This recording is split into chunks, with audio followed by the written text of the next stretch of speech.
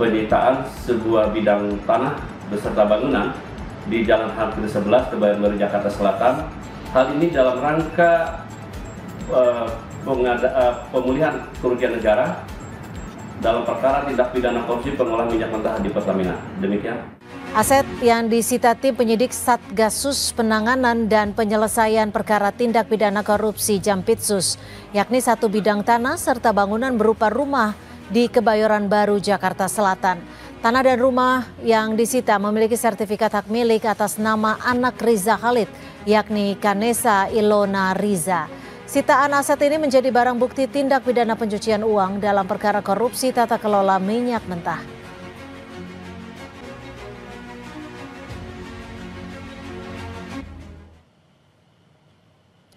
Kapuspenkum Kejagung Anang Supriyatna bilang tidak hanya melakukan pengejaran pada Riza Khalid yang masih buron.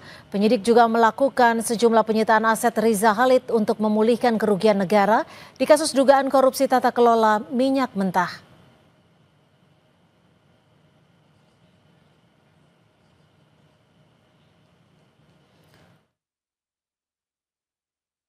Tidak hanya berusaha melaksanakan pengejaran terhadap tersangka MRC, tetapi juga paralel dengan kegiatan tersebut, tim penyidik telah melakukan penyitaan sebuah bidang tanah beserta bangunan di Jalan Hartiri 11, Kebayoran Baru, Jakarta Selatan. Hal ini dalam rangka pemulihan kerugian negara dalam perkara tindak pidana korupsi pengolahan minyak mentah di Pertamina. Demikian. Sebelumnya Riza Khalid ditetapkan sebagai tersangka kasus dugaan korupsi tata kelola minyak mentah dan produk kilang PT Pertamina tahun 2018 hingga 2023. Saat ini Riza Khalid masih menjadi buron Kejaksaan Agung.